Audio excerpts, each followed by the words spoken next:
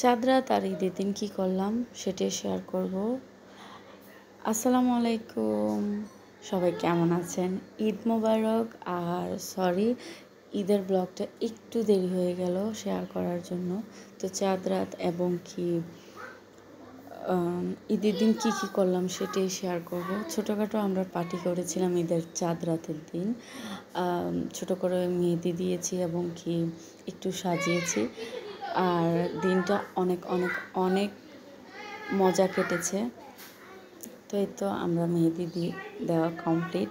আমি video clip নিয়েছিলাম, এগুলো কোনো কারণে সমস্যা হওয়ার কারণে হারিয়ে গেছে। তো ঈদের দিন সকালবেলা আমার ছেলে রেডি হয়ে চলে যাবে নামাজ পড়তে। এখন বাজে ভোর 6টা। উঠে সেমাই এবং কি আমার ছেলের কাপড় চোপড়গুলো রেডি করছি। এগুলো আমার আম্মুর বাসা থেকে পাঠিয়েছিল, তো দেখাতে ভুলে গেছিলাম, তাই জন্য আজকে দেখাই দিচ্ছি এখন। তো আমার ছেলে উঠছে এই মাত্র, ওঠার পরে ওকে নামাজে পাঠিয়ে দিব। আর সবাই কেমন ঈদ কেটেছে অবশ্যই কমেন্ট করতে জানাতে ভুলবেন না। এই তো সেমাই পাক করছি, বেশি কিছু করি নাই, শর্টকাটের ভিতরে। তারপর এই চিপসগুলো আমার ননদ আমাকে বানিয়ে দিয়েছিল। চিপস এবং কি সাথে হলো শিরিষ পিঠা, আর কি পিঠা বলে আমি সব কিছুর নাম জানি না। এগুলো আমি ভেজে নিয়েছিলাম আর সেমাই রান্না করেছি, সাথে একটু পুডিং বানিয়েছিলাম। ডেজার্টের ভিতরে শুধু সাধারণ এগুলোই বানিয়েছিলাম। এখন হলো নামাজ পড়ে এসেছে, এখন সালামি দেওয়ার পালা। আমি আমার শ্বশুরকে আমার পক্ষ থেকে এবং আমার হাজব্যান্ডের পক্ষ থেকে সালামি দিচ্ছিলাম। এখন বাসুরের ছেলেদেরকে সালামি দিচ্ছি এবং কি আমার ছেলে রাগ করে রাখছে, ওকে কিছুই সালামি কেউ দেয় নাই, তাই জন্য তো এখন দিচ্ছি। আর সকালে খাওয়ার জন্য কিছু খাবার রান্না করেছিলাম, এগুলো সবাই মিলে খাবে। তো আমার বাসুরে সবাইকে বলেছিলাম আমার ঘরে খাওয়ার জন্য, তো সবাই খাচ্ছে।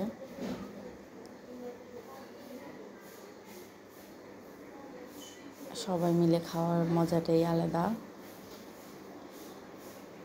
এখন আমার বাসুর হলো 2টা, দোনো বাসুরের ছেলে। আমার বড় বাসুর আসে নাই, পরে ও ভিডিওর ক্লিপ নিতে ভুলে গিয়েছিলাম, তো যে ক্লিপগুলো আছে এগুলোই। আর আমার শ্বশুরের অসুস্থ, তো সবাই দোয়া করবেন আমার শ্বশুরের জন্য। এখন সবাই খাওয়া দাওয়া করার পরেই তারপর চলে যাবে গরু জব করার জন্য। এই তো সবাই খেয়ে বলতেছে অনেক মজা, আর আমার ছেলে অনেক এনজয় করতেছে। রোজার ঈদের ব্লগটা শেয়ার করা হয় নাই বিজির কারণে, আর দেশে আসছি সবাই তো জানোই।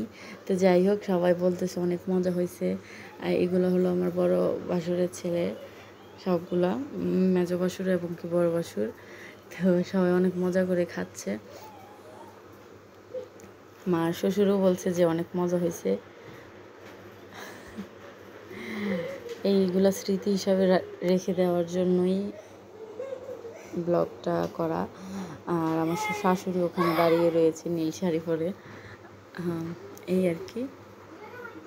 এই তো তাড়াতাড়ি খাওয়া দাওয়া শেষ করে এখন খাওয়া দাওয়া করে সবাই আস্তে ধীরে গরু জব করতে চলে যাবে, আবার মানুষও চলে আসবে, তাই জন্য তো সবাই তাড়াহুড়া করে খাওয়া শেষ করার জন্য বলে দিয়েছিলাম।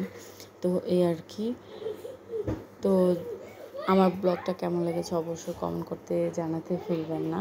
তো এই তো এটা ছিল আমাদের কোরবানি গরু। আলহামদুলিল্লাহ অনেক সুন্দর ছিল। আর আমার ছেলে তো অনেক খুশি ছিল। এই তো কোরবানির ঈদ জব করার জন্য সবাই চলে আসছে। এই তো সবাই কোরবানি, তো আমাদের কোরবানিটা অনেক ভালো কেটেছে আলহামদুলিল্লাহ। আপনাদের কেমন কেটেছে অবশ্যই কমেন্ট করতে ভুলবেন না।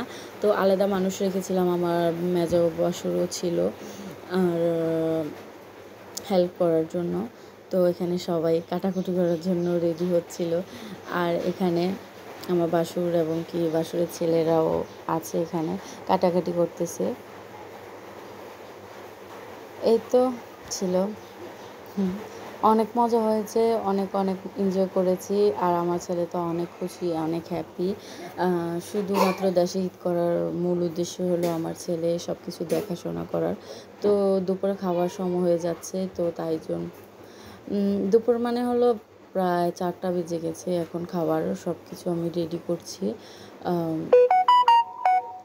এই তো এখানে চালের রুটি, তারপর চালের রুটি বানিয়েছি এবং কি গরুর মাংস, ঈদের গরুর মাংস রান্না শেষ। সব কিছু ভিডিও ক্লিপ করা হয় নাই। আমি রান্না করেছিলাম, মাশাআল্লাহ খেতে অসম্ভব। ঈদের মাংস বলে কথা, এত মজা আর কখনোই হয় না।